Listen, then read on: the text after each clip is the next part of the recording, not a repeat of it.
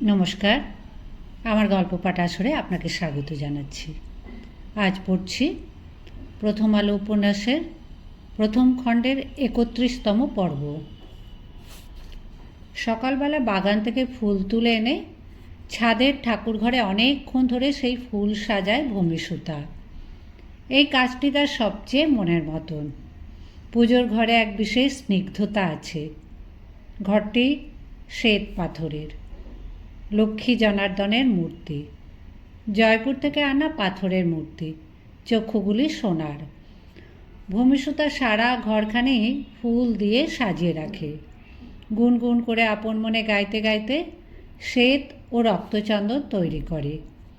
বাড়ির কর্তাগিনীরা বিশেষ বিশেষ তিথি ছাড়া প্রায় দিনই কেউ এই ঘরে আসে না। একজন পুরুতমশাই এসে পুজো সেরে যান।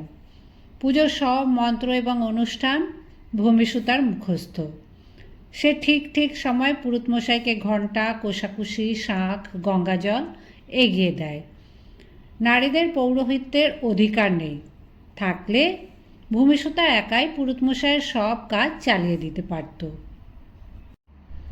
এই ঠাকুরঘরে ভূমিসুতা অনেকখানি সময় কাটায় বটে, কিন্তু তার দেবতা অন্য।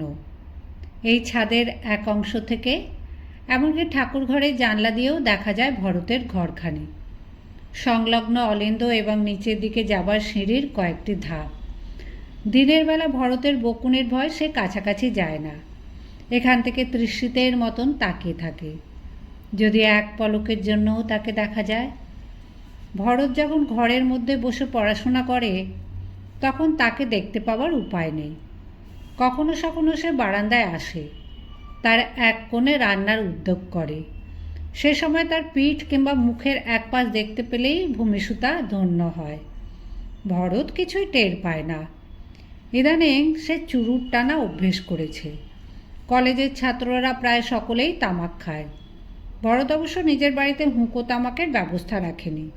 মাঝে মাঝে সে চুরুট ধরিয়ে বারান্দায় দাঁড়ায়। তখন সে পথের দৃশ্য দেখে। এদিকে ছাদ বা ঠাকুরঘরের দিকে দৃষ্টিপাত করার কোনো প্রয়োজন তার ঘটে না।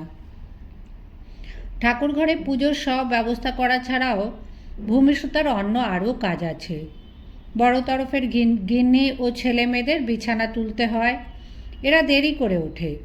পুজোর কাজ সেরে ভূমিসুতা এক ফাঁকে এসে বালিশের ওয়াড় বদলায়, সুজনি চাদর কাচতে দেয়, তোষক রোদ্দুরে দেয়। এছাড়া তাকে কাঁথা সেলাই করতে হয়। ভূমিসুতা সূচি শিল্প জানে। কাঁথার ওপর সে নানা রকম নকশা ফুটিয়ে তোলে। পান সাজার দায়িত্বও অনেকটা তার। জাতি দিয়ে এত সরু সরু করে সুপুরি কাটতে তার মতন আর কেউ পারে না। দুপুরবেলা গিন্নিমা পানের বাটা সামনে নিয়ে পা ছড়িয়ে বসেন। ভূমিসুতার সুপুরি, চুন, খয়ের, লবঙ্গ, এলাচ সঠিক পরিমাণে সাজিয়ে দেয়। গিন্নিমা নিজের হাতে খিলি করেন। ভূমিসুতার এত সব গুণ পছন্দ করেন বড় তরফের গিন্নি, তা বলে কোনো বিশেষ প্রশংসা বা পুরস্কার সে পায় না। সে তো টাকা দিয়ে কিনে আনা একটি দাসী। তাকে যা যা হুকুম করা হবে সব কিছুই পালন করতে সে বাধ্য। ভূমিসুতার ভবিষ্যৎ নিয়ে কারুর কোনো মাথা ব্যথা নেই। সে যেমন আছে তেমনই থাকবে, চিরকাল এরকম কাজ করে যাবে, এটাই যেন স্বাভাবিক।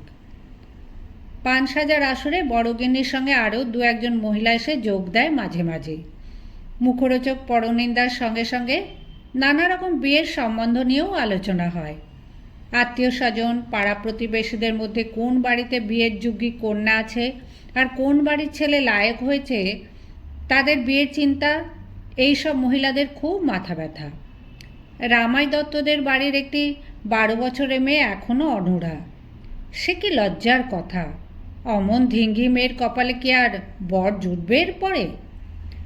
কাছেই বসে ভূমিসুতা এক মনে সুপুরি কাটে। তার বয়স প্রায় 16। তার শরীরে যৌবনের সব লক্ষণ দেখা দিয়েছে। তার বিয়ের কথা কিন্তু এই মহিলাদের একবারও মনে পড়ে না। সে যে দাসী।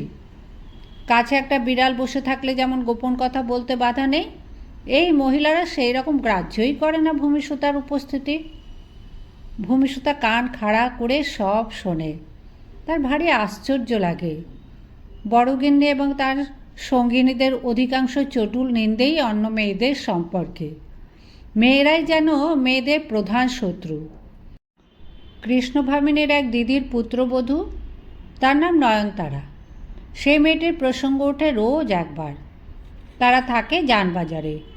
সেই নয়নতারা নাকি শাশুড়ের মুখে মুখে কথা বলে, হাই হিল জুতো পরে মন্দিরে পুজো দিতে যায়, নাটক নভেল পড়ে, স্বামী শ্বশুরের সেবা না করে নিজেদের পল্লীর কতগুলো হতভাগা ছেলেকে জুটিয়ে তাদের পড়াশোনা শেখায়, রান্নাঘরে মন নেই। এই রকম তার অনেক দোষ। এবারের এক বুড়ি পিসি ছড়া কেটে বলেন, হলুদ জব্দ শিলে, বউ জব্দ কিলে, পাড়াপড়শি জব্দ হয় চোখে আঙুল দিলে। হ্যালা ভামিনী, তো দিদি ওই বউটাকে ঝাঁটাপেটা করে না কেন? অমন মেয়ের থোঁতা মুখ ভোঁতা করে দিতে হয়, পড়তো যদি আমাদের হাতে। নয়নতারা নামের মেয়েটিকে কখনো দেখেনি ভূমিসুতা, তবু তার জন্য কষ্ট হয়। একদিন জানা গেল সেই নয়নতারা গায়ে আগুন দিয়ে তার সব জ্বালা জুড়িয়েছে। তাতে মহিলা মহলের কি আনন্দ! যাক, আপদ বিদায় হয়েছে। অভাগার ঘোড়া মরে, ভাগ্যবন্তের মাগ মরে। বীরেশ্বরের আবার একটি ভালো দেখে বিয়ে দিতে হবে। পাত্রী তো তৈরিই আছে, ওই রামাই দত্তের কন্যা। রামাই দত্তের নজর খুব উঁচু, এক একটি মেয়ের বিয়েতে লক্ষ টাকার সোনাদানা দেয়। এদের এই পরচর্চার আসর থেকে ভূমিসুতা যখন তখন সরে পড়তে পারে। অন্য সব কাজই সে করে, কিন্তু কোনো কাজেই তার মন নেই। যখন তখন সে চলে যায় ছাদে, ভরতের ঘরের দিকে ব্যাকুল নয়নে চেয়ে থাকে। ভূমিসুতার এই দেবতাটিও পাথরের, কোনো সময়ে একটুও সাড়া দেয় না। ভরত যখন কলেজে চলে যায় তখন ভূমিসুতা অনেকটা স্বাধীনতা পায়। দরজায় তালা দেয় না ভরত, শুধু শিকল তুলে চলে যায়। নিচের সদর দরজা তো বন্ধই থাকে। ভূমিসুতা নির্জন দুপুরে শিকল খুলে চোরের মতো নিঃশব্দে ভরতের ঘরে ঢোকে। ভরতের চেয়ারে বসে, ভরতের পাঠ্য বই চোখের সামনে খুলে ধরে, ভরতের খাটেও একবার শুয়ে নেয় চট করে। এইভাবে সে ভরতের স্পর্শ পায়। ভরতের ঘরের বই সে নিয়ে যেতে সাহস করে না, কিন্তু কোনো কোনো বই রোজ দুপুরে পড়ে যায় খানিকটা করে। এইভাবে সে বঙ্কিমচন্দ্রের বেশ কয়েকটি রচনা পড়ে ফেলেছে। একদিন সকালবেলা ভূমিসুতা ছাদ থেকে দেখল এ বাড়ির বিপরীত দিকে রাস্তার ওপারে যে খানিকটা জঙ্গলাকীর্ণ স্থান পড়ে আছে, সেখানে কি যেন করছে ভরত, সঙ্গে তার দুজন বন্ধু। ভূমিসুতা কৌতূহলে ছটফট করতে লাগলো। একটু বাদে সে দেখল ইঁট দিয়ে একটা উনুন বানিয়েছে ওরা। তাতে কাঠ গুঁজে আগুন ধরাবার পর প্রথম কিছুক্ষণ গলগল করে ধোঁয়াই বেরোলো শুধু। এক সময় জ্বলে উঠল একটা শিখা। ওরা বনভোজন করবে। একদিন ভূমিসুতা আড়াল থেকে শুনেছিল ভরতের এক বন্ধু মুরগির মাংস খেতে চাওয়ায় ভরত বলেছিল যে এটা বৈষ্ণব বাড়ি, এ বাড়িতে মুরগি রান্না সম্ভব নয়। সেই জন্য ওরা জঙ্গলের মধ্যে রান্নার ব্যবস্থা করেছে। ভূমিসুতার ইচ্ছে করলো এক ছুটে ওদের কাছে চলে যেতে। ভূমিসুতার মনে পড়ে তার বাবা যখন জীবিত ছিলেন তখন 2-3টি পরিবার মিলে একবার যাওয়া হয়েছিল উদয়গিরি। সেখানে ঘোর জঙ্গল, পাহাড়ের ওপর বহুকালের পুরনো মন্দির। সেই পাহাড়ে আবার অনেকগুলি গুহা আছে, ভেতরে অন্ধকার, উঁকি দিলেই গা ছমছম করে। বাবা তবু জোর করে তাদের ঠেলে দিয়েছিলেন একটা গুহার মধ্যে। একটা জ্বলন্ত চেলা কাঠ নিয়ে দেখিয়েছিলেন সেই গুহার দেওয়ালে কী সব ছবি আঁকা আছে। সব কথা মনে নেই, কিন্তু জঙ্গলের মধ্যে সেদিন খিচুড়ি রান্না হয়েছিল, সেই আনন্দের কথা স্পষ্ট মনে আছে। আর কিছু না, শুধুই খিচুড়ি, তার মধ্যে আলু আর পেঁয়াজ। কে জানে কোথা থেকে জোগাড় হয়েছিল কলা পাতা। ভূমিসুতার বয়সী ছেলেমেয়েরা আগে থেকেই পাত পেতে গোল হয়ে বসে গিয়েছিল মাটিতে। তখনও খিচুড়ি নামেনি উনুন থেকে, টকবক করে ফুটছে। কি খিদে পেয়েছিল ওদের, আর ধৈর্য ধরতে পারছে না। কি দারুণ গন্ধ বেরুচ্ছে। তারপর সেই গরম গরম খিচুড়ি, আহ কি অপূর্ব স্বাদ, যেন অমৃত। সেবারে সেই বনভোজনে ভূমিসুতার এক মামাও গিয়েছিলেন। মা বাবা দুজনেই হঠাৎ কলেরায় মরে যাওয়ার পর সেই মামাই ভূমিসুতাকে বিক্রি করে দেয়। ভূমিসুতার চোখ দিয়ে টপ টপ করে জল পড়তে থাকে। ভূমিসুতার ওপর কঠোর নির্দেশ আছে, বাড়ির বাইরে সে কখনো এক পাও বাড়াতে পারবে না। একবার শুধু বড়গিনির সঙ্গে গঙ্গা স্নানে যাওয়া ছাড়া সেই কলকাতা শহরের কিছুই দেখেনি। গিয়েছিল ঘোড়ার গাড়িতে, দুপাশে পর্দা ফেলা, সে পর্দার ফাঁক দিয়ে দেখা টুকরো টুকরো দৃশ্য। গঙ্গা নদী তার কাছে এমন কিছু আহামরি মনে হয়নি। সে সমুদ্র দেখেছে, এত দূর থেকে স্পষ্ট দেখা যায় না। ওরা হাঁড়ি কড়া খুন্তি জোগাড় করলো কোথা থেকে? ভরত তো ছোট্ট একটি ডেকচিতে ভাত রাঁধে, মশলাপাতি বাটবেই বা কেমন করে? ছাদের পাঁচিল ধরে ঝুঁকে ভূমিসুতা ছটফট করে, তার ইচ্ছে করে পাখি হয়ে ওখানে উড়ে যেতে। ভরত যদিও আজকের বনভোজনের ব্যবস্থা করেছে, কিন্তু রান্নার ভার নিয়েছে দ্বারিকা। তেল মশলা সেই জোগাড় করে এনেছে। ভোরবেলা তাদের মেসের ঠাকুরকে দিয়ে 3-4 রকম মশলা বাটিয়েছে। দ্বারিকা আজ অভিনব কিছু পাক প্রণালী দেখাবে। ভরত তার অন্য 2 বন্ধু জাদুগোপাল আর ইরফানকেও নেমন্তন্ন করেছে। সে আর ইরফান আলু কেটে পেঁয়াজ কুচিয়ে সাহায্য করছে দ্বারিকাকে। জাদুগোপাল আগে থেকেই বলে দিয়েছে সে কোনো কাজ করতে পারবে না, সে রান্নাবান্নার কিছুই জানে না, শিখতেও চায় না।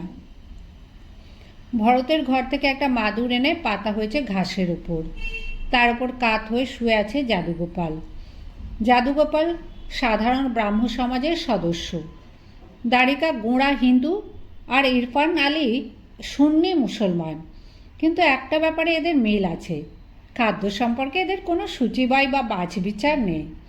সব মানুষের মধ্যেই কিছু কিছু বৈপরীত্য থাকে। জাদুগোপাল নিষ্ঠাবান ব্রাহ্ম, কিন্তু সে পছন্দ করে রসের গান, তার গলাটিও বেশ সুরেলা। দ্বারিকা কট্টর হিন্দু হলেও সে খুব ভালোবাসে ইরফানকে। একদিন সে ইরফানকে বলেছিল, তুই শালা মুসলমানের ঘরে জন্মালি কেন? তুই হিন্দু হলে তোর সঙ্গে আমার বোনের বিয়ে দিতাম। ইরফান কথা বলে কম, তার মনের গঠনটাই এমন যে কোনো কিছু সম্পর্কেই তার তিক্ততা বোধ নেই। সে যে কোনো ঘটনায় তার সামগ্রিক পরিপ্রেক্ষিত নিয়ে বিচার করে। ইরফানের সঙ্গে ভরত নিজের অনেকটা মিল খুঁজে পায়। সে মুর্শিদাবাদের এক অতি দরিদ্র পরিবারের সন্তান, অল্প বয়সেই পিতৃহীন। লেখাপড়া শেখার এত তীব্র টানেই সে এক নগণ্য গ্রাম থেকে কলকাতা শহরে এসে পৌঁছেছে। নবাব আব্দুল লতিফের এক কর্মচারীর বাড়িতে আশ্রিত হয়ে থাকে। নবাব আব্দুল লতিফের পরিবারের 2টি ছেলে প্রেসিডেন্সি কলেজের ছাত্র। তারা ধনীর দুলাল। তারা তাচ্ছিল্যের সঙ্গে ইরফানকে তাদের মধ্যে মেশার উপযুক্ত মনে করে না। তবু ওদের প্রতিও ইরফানের কোনো অভিযোগ নেই। জাদুগোপাল গুনগুনিয়ে একটা গান ধরল। বেলগাছিয়ার বাগানে হয় ছুরি কাঁটার ঝনঝনি, খানা খাওয়ার মজা আমরা তার কি জানি, জানেন ঠাকুর কোম্পানি। দ্বারিকা উনুনের সামনে দাঁড়িয়ে মাংস কষতে গিয়ে গায়ের জামা খুলে নিয়েছে। ধুতি পরা, খালি গা, কোমরে জড়িয়ে নিয়েছে একটা গামছা, গলায় ঝোলানো পৈতে, মাথায় ঝাঁকড়া চুল। হ্যাঁ, তাকে যজ্ঞী বাড়ির রান্নার ঠাকুরের মতনই দেখাচ্ছে অনেকটা। সে মুখ ফিরিয়ে বলল, এ আবার কি গান, কখনো শুনিনি তো। জাদুগোপাল বলল, তুই তো আজ আমাদের খানা খাওয়াচ্ছিস, তাই মনে পড়ে গেল দ্বারকানাথ ঠাকুরের কথা।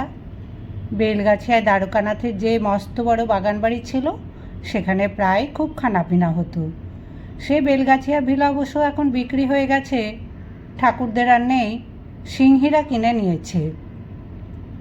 দ্বারিকা বলল, তা জানি, দেবেন ঠাকুর যখন দেউলে হলো তখন ওসব বিক্রি হয়ে গিয়েছিল। তা ও গান কে বাঁধলে? জাদুগোপাল বলল, বোধ হয় রূপচাঁদ পক্ষী, এখনও বাগবাজারে মাঝে মাঝে শোনা যায়। দ্বারিকা বলল, আর নেই বাকিটা শোনা। জাদুগোপাল আবার গাইল, কি মজা আছে রে লাল জলে, জানেন কোম্পানি ঠাকুর, মদের গুণাগুণ আমরা কি জানি, জানেন কোম্পানি ঠাকুর। দ্বারিকা চোখ বড় বড় করে জিভ কেটে বলল, এই রে, দারুণ ভুল হয়ে গেছে, লাল জলের তো ব্যবস্থা করা হয়নি, দুপাত্তর না টানলে মাংস খাওয়া জমবে কি করে? ভরত তাড়াতাড়ি বলে উঠল, না ভাই, ওসব এখানে চলবে না। কাছেই রাস্তা দিয়ে লোক যাওয়া আসা করছে, বেশি বাড়াবাড়ি হয়ে যাবে। যাদুগোপাল ভরতকেই সমর্থন করে সহাস্যে বলল, ওসব কি আর দিনের বেলা জমে? সূর্য ডুবুক আগে। ইরফান বলল, আর একখানা গান শোনাও জাদু। যাদুগোপাল বলল, এই গানটা তোরা শুনেছিস?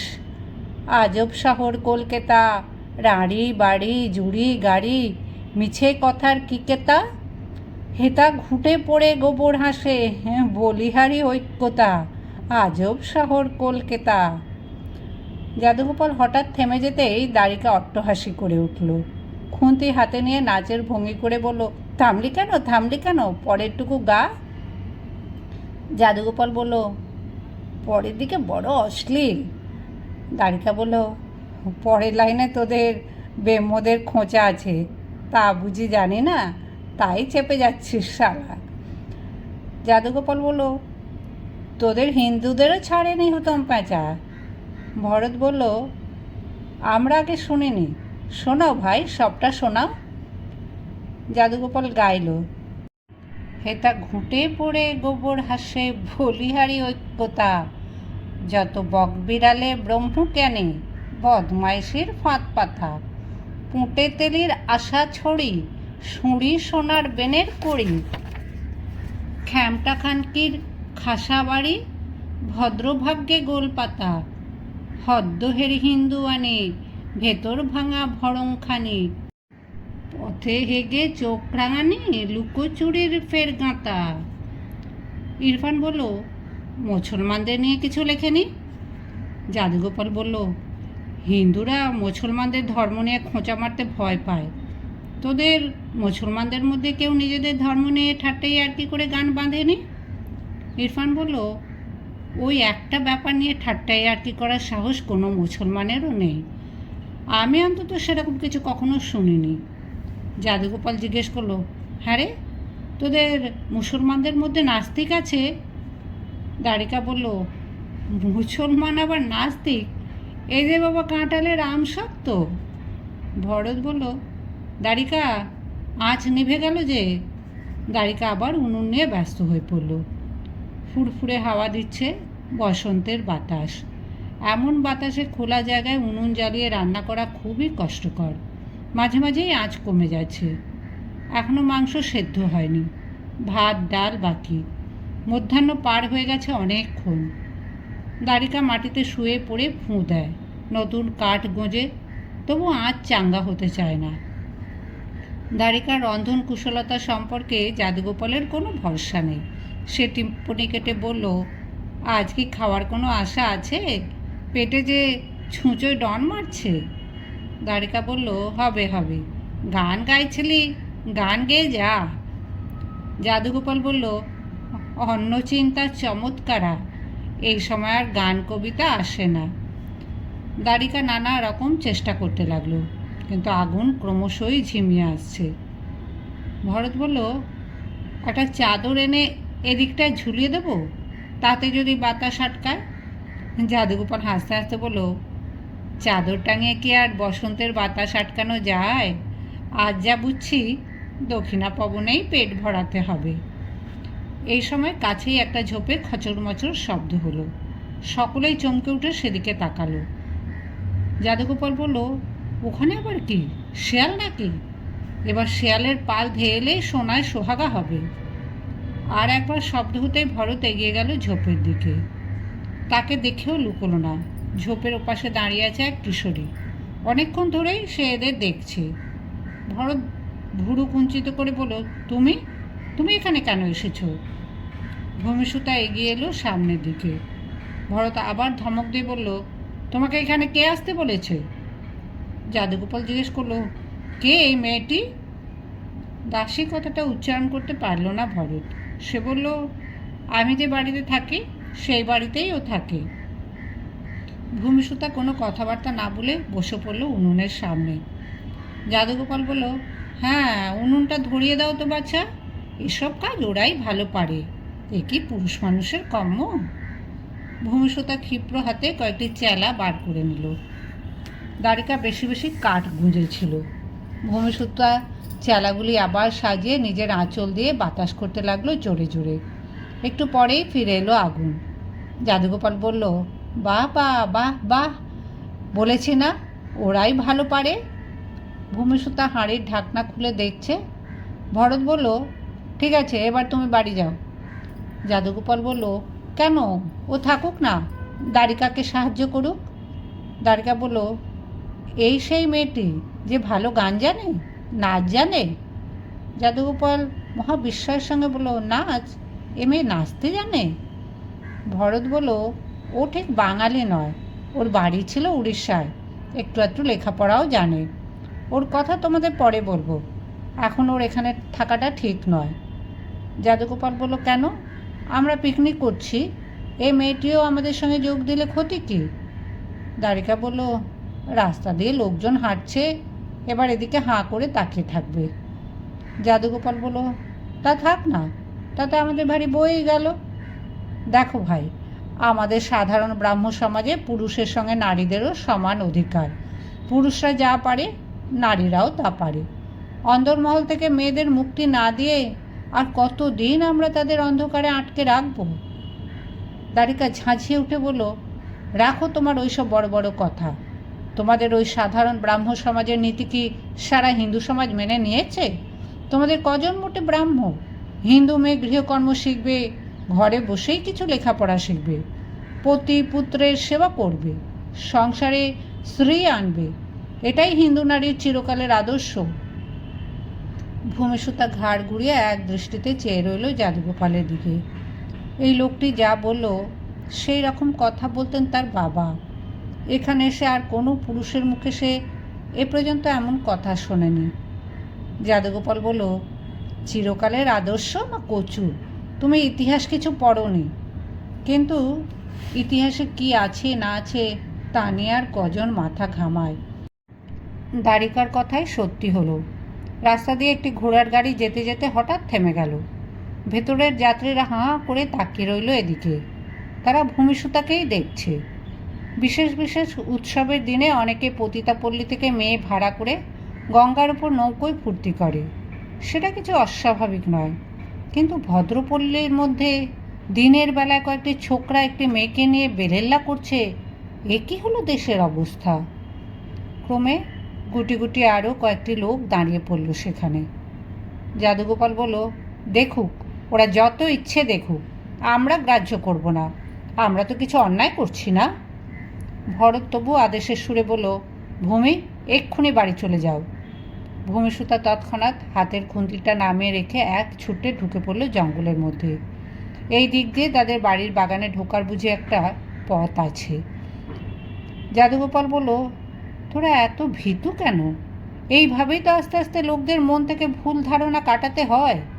লোকগুলো দেখতো আমরা এখানে মদ খেয়ে মাতলালো হচ্ছে না, ওই মেয়েটির আঁচল ধরে টানাটানিও করছি না, শুধু একসঙ্গে মিলেমিশে পিকনিক করছি, এতে দোষের কি আছে? দ্বারিকা বলল, এই তো মাংস হয়ে এলো, এবার ভাত চাপাবো? আমি রান্না করে খাওয়াবো বলেছি, এর মধ্যে আবার একটা মেয়ে ছেলেকে আনার কি দরকার? যাদুগোপাল বলল, রোজ মেসের খাবার খাই, মাঝে মাঝে হোটেল মোটেল খাই, কতদিন কোনো মেয়ের হাতের পরিবেশন করা খাবার খাই না। মেয়েরা পরিবেশন করলে সে খাবারের স্বাদ অনেক ভালো হয়ে যায়। দ্বারিকা বলল, পুজোর সময় দেশে যাবি, তখন মায়ের হাতে খাবি। যাদুগোপাল দীর্ঘশ্বাস ফেলে বলল, পুজোর ছুটির এখনো কত দেরি। তারপর সে ইরফানের দিকে ফিরে বলল, কিরে ইরফান, তুই কিছু বলছিস না যে? ইরফান মুখ নিচু করে মাটি থেকে ঘাস ছিঁড়ছে। ভূমিসূত্রা প্রসঙ্গে সে একটাও মন্তব্য করেনি। যাদুগোপাল জিজ্ঞেস করলো, তুই যে পাড়ায় থাকিস সেখানে যদি তোদের বাড়ির একটা মেয়ে এসে পিকনিকে যোগ দিত, তাহলেও কিছু গাড়ল হাঁ করে তাকে থাকতো? দ্বারিকা বলল, ওদের বাড়ির কোনো মেয়ে এরকম হুট করে বাইরে আসতো? তোর মাথা খারাপ হয়েছে?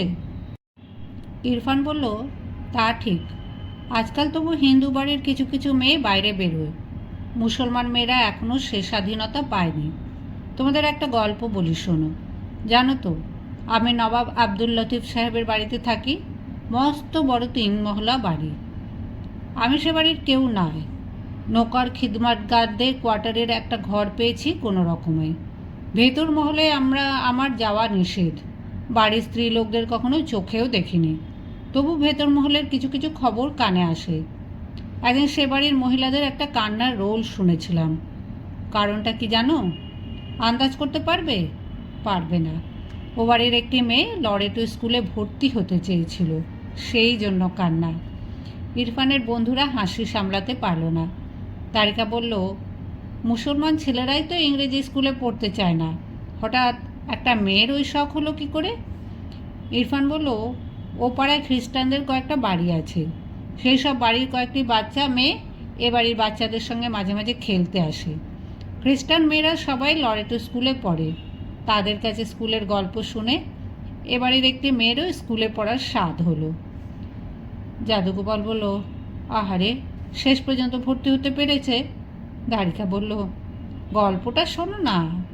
ইরফান বলল, মেয়েটির নাম ফাতিমা, 8-9 বছর বয়স, ফুটফুটে চেহারা। আমি তাকেও দেখিনি। ও বাড়ির পর্দার খুব কড়াকড়ি। জুবেদা নামে এক বুড়ি নকরানির কাছে সব শুনেছি। ফতিমা বাড়ির সবার খুব আদরের। সেও শুরু করে দিল কান্না, খাওয়া দাওয়াও বন্ধ করে দিল। তার আবদার রক্ষা করাও যায় না, অথচ সে কিছু না খেলে সবার কষ্ট। তখন বাড়ির সব মহিলারা একটা আলোচনার সভা বসালো। সেখানে ডাকা হলো একটি খ্রিস্টান মেয়েকে। তাকে জেরা করে সবাই জানতে চাইল সেই স্কুলের রীতিনীতি।